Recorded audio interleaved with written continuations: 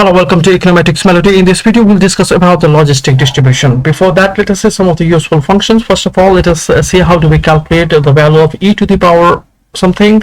E is our Euler number, so e to the power Euler number to the power 0 is 1, and Euler number to the power 1 is the Euler number itself, and e to the power minus 12 is this small number nearly 0. Now let us say another useful function, so the natural logarithm, where the base is the Euler number itself. So natural logarithm of 0, it is undefined, we cannot calculate it. Natural logarithm of 1 is 0 because e to the power 0 is equals to 1. So as the base is the Euler number itself in case of natural logarithm, therefore the natural logarithm of the Euler number should be 1, and exponential and the logarithm are inverse to each other because they cancel out each other's effect. That is why we are going to get the input is the result itself. This is very clear by the help of this example. So we get the result is the input itself. Now let us see the relationship between factorial and gamma in our next example, and we want to show that the value of gamma n is equals to n minus 1 factorial. That is why the value of gamma 12 is equals to 11 factorial, and so on. We cannot calculate the factorial of decimal numbers, while we can always calculate the gamma of the decimal numbers, which is clear by this example. Now let us see some of the very useful and easy formulae of the logistic distribution.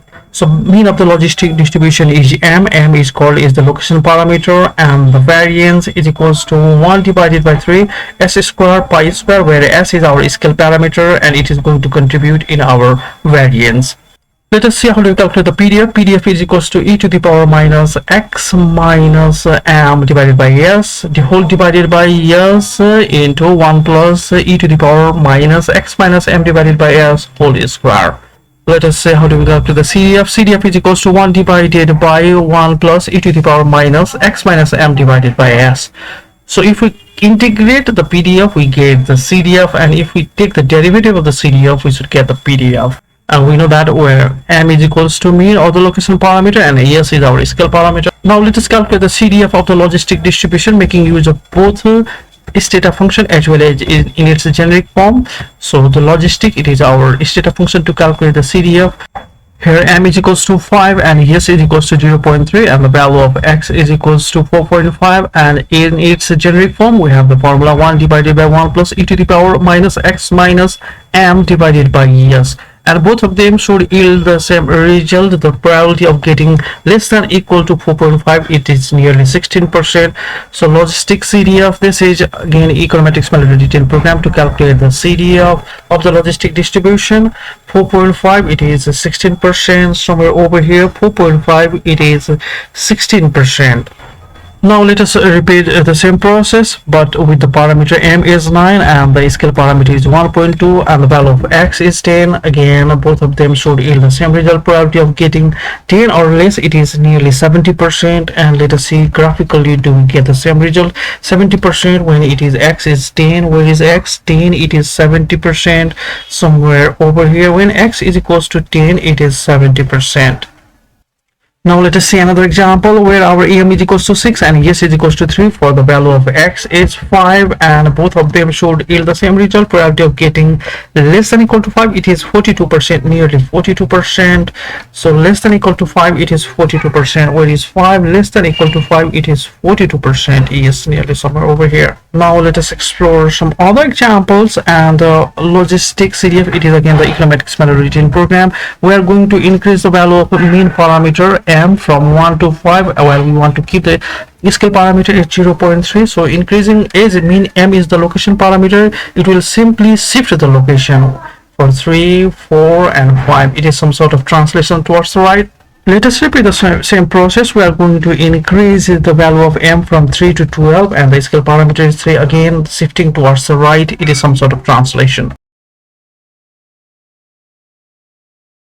Now let us see how do we deal with the PDF of the logistic distribution. And the logistic then, this is the Stata function to calculate the logistic PDF. Actually it provides the probability, and by the help of such probabilities for given x we'll construct the PDF. And our parameter m is equals to 3 and scale parameter is 0.6 and the value of x is 2, so the probability of getting exactly 2. So it is our generic formula e to the power minus x minus m divided by s. into years into 1 plus e to the power minus x minus m divided by years and its whole square. Let us say both of them should yield the same result, and it is 22%. So the probability of getting exactly 2 is 22%. The probability of getting exactly 2, it is 22%, somewhere over here.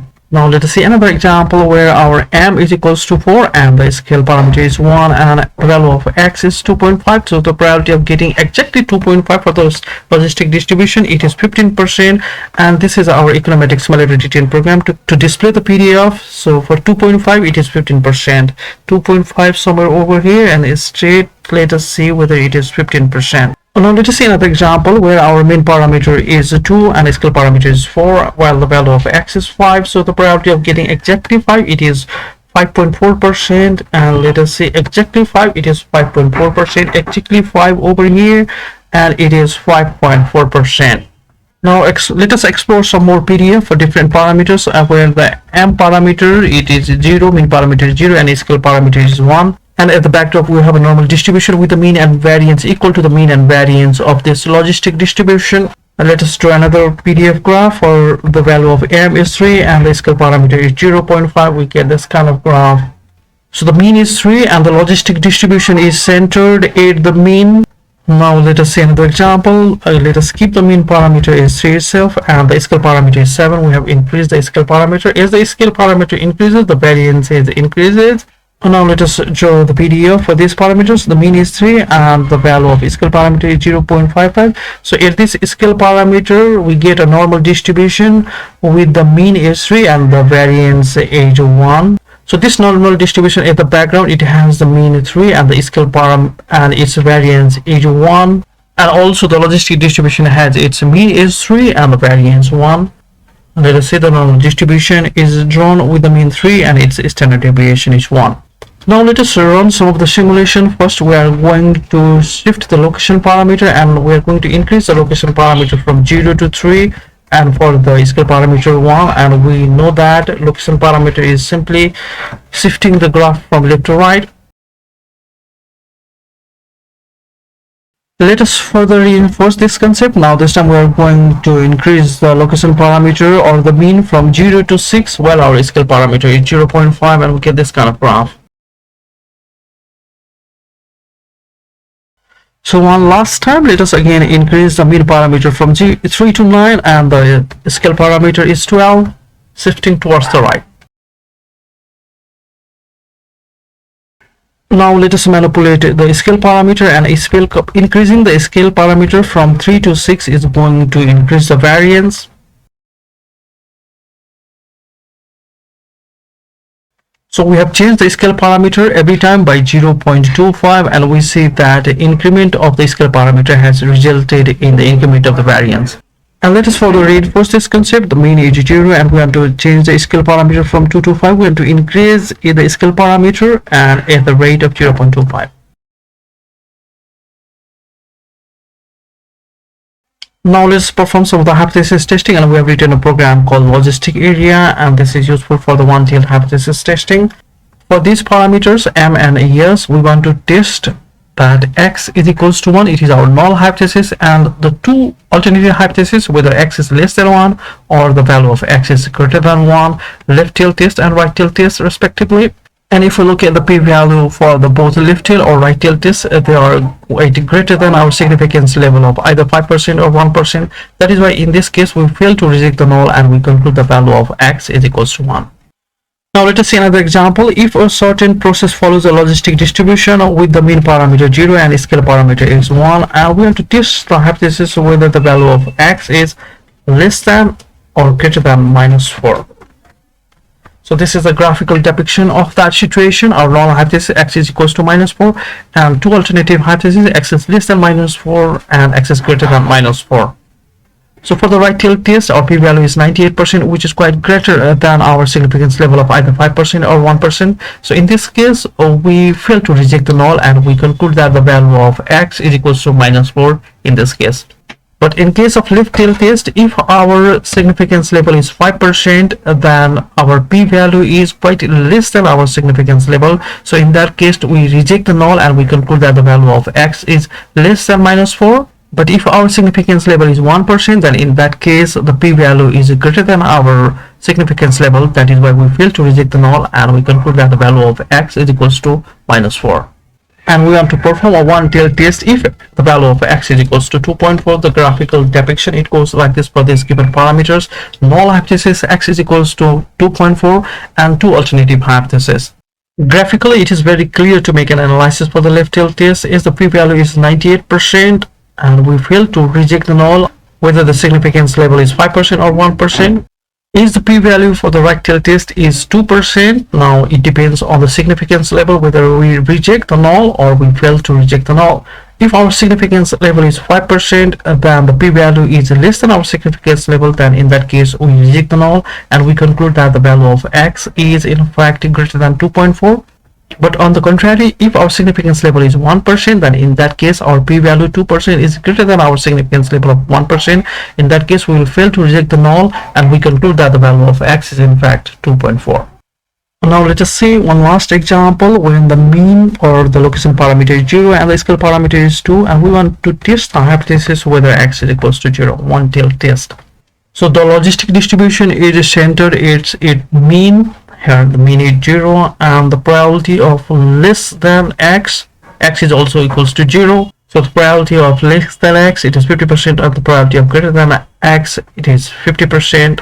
This indicates that the logistic distribution is symmetric when centered at its mean. So either for the left tail test or for the right tail test, our p-value is 50%, which is greater than the significance level of either 5% or 1%. So in this case we fail to reject the null, and we conclude that the value of x is equals to 0.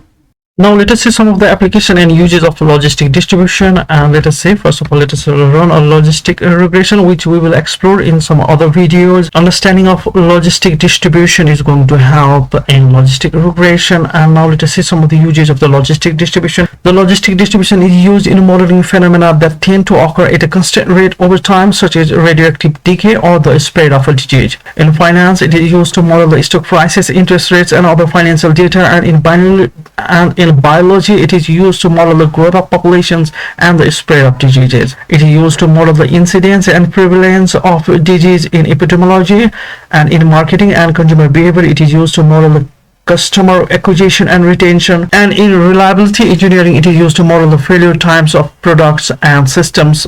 In actuarial science, it is used particularly in the study of insurance and pension plans. In quality control, it is used to model the distribution of defects in manufactured products. In machine learning, it is used particularly in the study of classification problems. And in environmental science, it is used to model the distribution of environmental pollutants. And logistic distribution is used in many other fields. So this is it for this tutorial. Thank you very much for your time. Thank you very much, Econometrics Melody.